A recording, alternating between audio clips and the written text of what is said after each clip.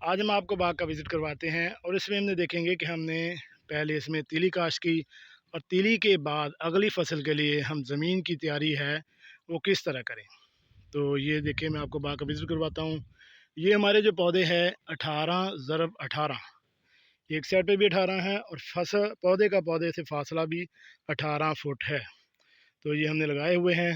ये हमने इसमें तिली काश की थी। तिली हमने अब उसकी बर्दाश्त हो चुकी है, वो हमने इसको निकाल लिया है। ये माशाल्लाह इस साल तिली की पैदावार भी भरपूर आई है। और उसके साथ अब ये है कि अगली फसल के लिए हम कैसे ज़मीन की तैयारी करें और कौन सी फसल लगाएं। तो ये हमने इसमें पहले रूटावेटर छोटे और बड़े दोनों रुख पे रूटावेटर डबल साइड से लगाया। इसके बाद हल जो है जिसे कल्टीवेटर भी कहते हैं वो भी दो डबल साइड, यानी ये देखें ये छोटे साइड पे भी और ये लंबी बड़ी साइड पे भी, दोनों साइडों पे हमने इसको लगा के ज़मीन को हमने तैयार करके रखा हुआ है। अब जैसे ही कल या परसों 2 दिन बारिश हुई है, हमने इसको ज़मीन को खुला छोड़ा हुआ था ताकि इसमें जो जड़ी बूटियाँ वो भी ख़त्म हो सकें। जो घास उगा हुआ है ये देखें, ये जड़ों पे भी अभी है, इस पे हम स्प्रे करेंगे। तो जो ज़मीन के अंदर जो घास उगा हुआ था जो तीली के अंदर, उसकी जड़ें खुश्क हो जाएंगी और उसके साथ जो नई जो जड़ी बूटियाँ निकलती हैं वो भी ख़त्म हो जाएंगी। तो ज़मीन को खुला छोड़ा हुआ था और इसमें ये होता है कि साथ के साथ मिट्टी से हवा का अखराज होता है और वो ज़मीन की ज़रखेज़ी और बहाली में इजाफ़ा करता है। तो अल्लाह ताला की कुदरत, इसके साथ ऊपर ही बारिश आ गई। तो अब बारिश की वजह से ये ज़मीन को गीली हो चुकी है। चले इससे एक फ़ायदा ये होगा कि इसमें जो और जड़ी बूटियाँ जो घास की जो इसके अंदर रुकी हुई हैं वो भी निकल आएंगी। और इसको जैसे ही बतर आएगी हम दोबारा फिर जो है वो कल्टीवेटर यानी हल चलाएंगे। इससे ज़मीन और नरम हो जाएगी और जो जड़ी बूटियाँ हैं वो सब की सब ख़त्म हो जाएंगी। इसके बाद हमारा जो प्लान है वो नेक्स्ट है मकई लगाने का। तो मकई भी हम चूँकि हमारे जो जानवर कम हैं तो हमारे लेकिन अगर हम इसके ऊपर कोई और फसल लगाएं तो वो हमें लेट हो जाएगा। वो फसल अभी लेट है तो चारा भी हम इसके ऊपर नहीं लगा सकते।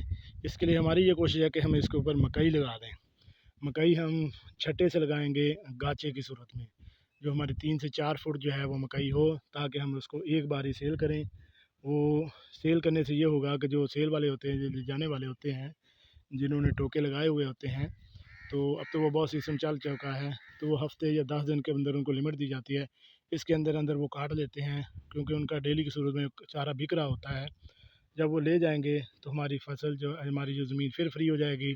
फिर हम इसके ऊपर गहरा हल चला के ज़मीन को दोबारा तैयार करेंगे।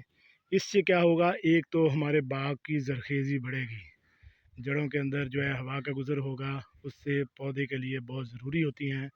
और इसके साथ साथ जो जड़ी बूटियाँ भी ख़त्म हो जाएंगी, जो बाग के अंदर पौधे की ग़िज़ाएँ वगैरह जो चूस लेती हैं वो भी ख़त्म हो जाएंगी। और हमें चारे की सूरत में जो हमने फसल लगाई थी वो 6 महीने के अंदर अंदर हमें 2 फसलें काश्त की हैं, तो इससे हमें मुनाफा भी हासिल हो जाएगा।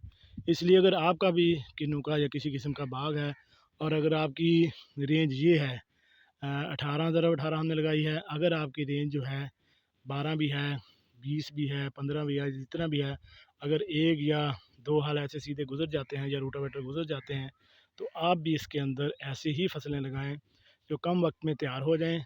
और इसको बार बार हम कल्टीवेट करें ज़मीन को। उससे क्या होगा कि ज़मीन की ज़रखेज़ी भी बेहतर होएगी और हमें इससे डबल मुनाफा भी हासिल हो जाएगा। यानी एक साल के अंदर हम इससे 3 से 4 फसलें ले सकते हैं। पहली हमने तिली काश्त की, दूसरी हम इसके अंदर जो है मकई लगाएंगे, तीसरा इसके अंदर हम कोई और फसल भी लगा सकते हैं और चौथा हम जो है वो हम बाग को बेचकर जो है इससे पैदावार भी, जो इसकी पैदावार है वो भी हासिल कर सकते हैं। यानी एक साल के अंदर हम 4 जो है मुनाफा हासिल कर सकते हैं। तो जी नाज़रीन, कैसी लगी आज की हमारी ये मालूमाती वीडियो। ऐसी मालूमाती वीडियो हासिल करने के लिए मेरे इस चैनल एवरीथिंग यहाँ को